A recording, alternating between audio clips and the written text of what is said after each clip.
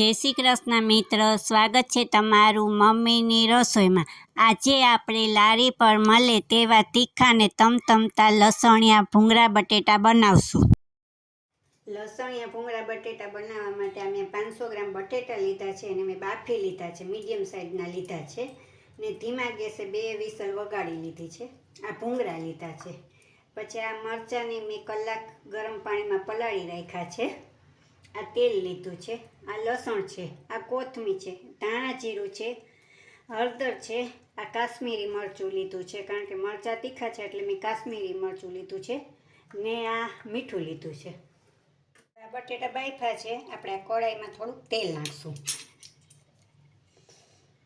ને આ કાશ્મીરી મરચું લીધું હતું એ નાખશું। હવે એને સારી રીતે આપણે મિક્સ કરી નાખશું।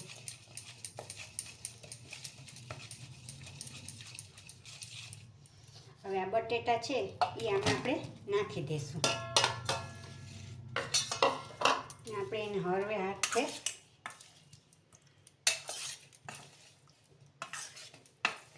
મિક્સ કરી લેશું એટલે આપણે આ કાશ્મીરી મરચું નાખ્યું ઉપરથી આપણે કલર આવી જાય। ઓલી આપણે ચટણી નાખીએ તે અડધામાં ચોટે ને અડધામાં ના એવી રીતના થાય એટલે આપણે પહેલાં આપણા બટેટામાં કલર આવી જાય। હવે આવી રીતના બધાય કરી લીધા છે। હવે આપણે ચટણી કરી લઈએ। હવે આ મરચાં પલાળ્યા હતા આપણે પાણી કાઢી લઈશું ને આપણે આ મિક્સરની જારમાં નાખી દઈશું। મેં સેજ તીખા મરચાં લીધા છે, તમે કાશ્મીરી એ પલાળી શકો ને આ લસણની કળી લીધી હતી નાખી ને હવે એને પીસી લઈએ। હવે આપણી આ મરચાંની લસણની ચટણી થઈ ગઈ છે, એને આપણે વાટકામાં કાઢી લઈએ।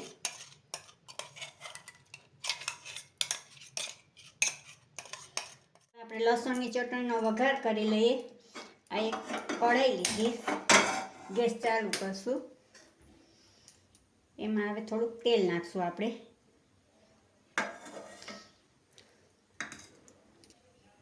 હવે આપણું તેલ થઈ ગયું છે, આપણે થોડીક હિંગ નાખી દઈશું, ગેસ ધીમો કરી દઈશું। હવે જે આપણે આ લસણની ચટણી કરી હતી ને એ આપણે નાખી દઈશું।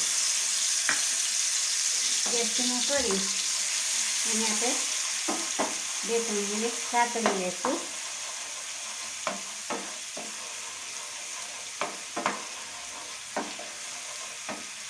હવે આપણે થોડુંક ધાણા જીરું નાખશું,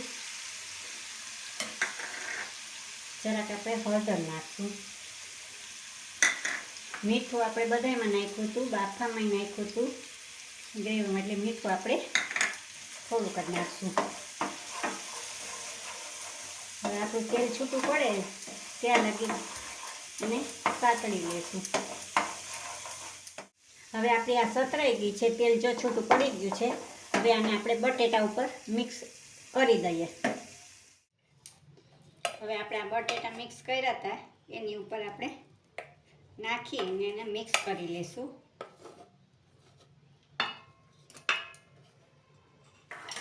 હવે એને હળવા હાથે પાછા આપણે મિક્સ કરી લઈએ।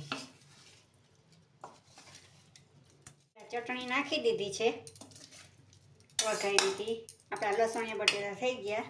હવે ઉપરથી આપણે થોડીક ધાણા ભાજી છાંટી દઈએ ને હવે આપણે ભૂંગળા તળી લઈએ। આપણે આ કઢાઈ લીધી છે, એમાં તેલ નાખ્યું, હવે ગેસ ચાલુ કરશું। હવે આપણું તેલ થઈ જાય પછી આપણે ભૂંગળા તળશું। તેલ થઈ ગયું છે, આપણે ભૂંગળા તળી લઈએ કારણ કે હમણાં 3-4 જ નાખીએ કારણ કે મોટા થાય ને એટલે તળાઈ ગયા અને હવે આ પ્લેટમાં આપણે કાઢી લઈએ। હવે બીજા છે આપણે તળી લઈએ। હવે આપણે આંબલીની ગોળની ચટણી કરી લઈશું। આ બધી આંબલી આપણે નાખી દીધી છે એમાં। હવે આપણે પાણી નાખશું એમાં।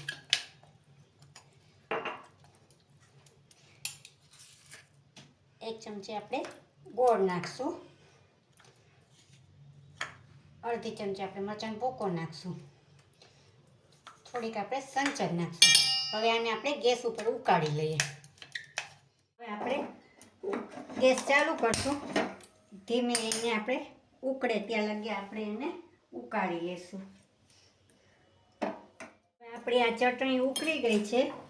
આપણે આરા લોટ લીધો હતો ને એમાં થોડુંક પાણી નાખી હલાવીને નાખી દેશો એટલે આપણી ચટણી સરસ ઘટ થઈ જશે.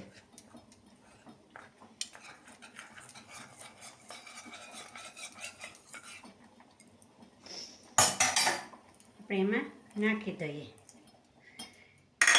આપણી ચટણી સરસ ઘટ થઈ જશે. જો થઈ ગઈ ને, હવે એને આપણે ગાળી લઈએ. ગેસ બંધ કરી દીધો. આપણે એને આવી ગળણી હોય એમાં ગાળી લેવાની. કોઈ પણ ગળણી હોય આપણી પાસે, ઘી ગાળવાની, ચા ગાળવાની. આપણે આ લસણિયા બટેટા કર્યા હતા એને જ કટ કરી ને આપણે ડીશ બનાવી લીધી છે. ને ઉપરથી આપણે આ લસણવાળી ચટણી બધી આવી રીતના આમ નાખતા જશે. કોઈ બાળકો હોય આખું બટેટું કે ન ખાઈ શકતા હોય તો આવી રીતના કટકા કરી ને અડધું આખું આપણે એક દઈ શકીએ. આવી રીતના બધામાં આવી રીતના લસણ ચટણી નાખી દેવાની. આ હવે ગોળ આંબલીની ચટણી છે એ ઉપર નાખી દેવાની, એટલે ખાટી મીઠી તીખી સરસ લાગે, બાળકોને ભાવે. એટલે હું આપણા આખા લસણિયા હોય બટેટા એ છોકરાઓ ખાઈ શકે ન ખાઈ શકે તો આવી રીતના ડીશ કરીને દઈ દો તોય સરસ લાગે, ખાટું ને મીઠું પાણી હોય. હવે ઉપરથી આપણે ધાણા ભાજી છાંટી દઈશું. આ ડીશ આપણી તૈયાર થઈ ગઈ. તો હવે તૈયાર છે આપણા લસણિયા ભૂંગળા બટેટા.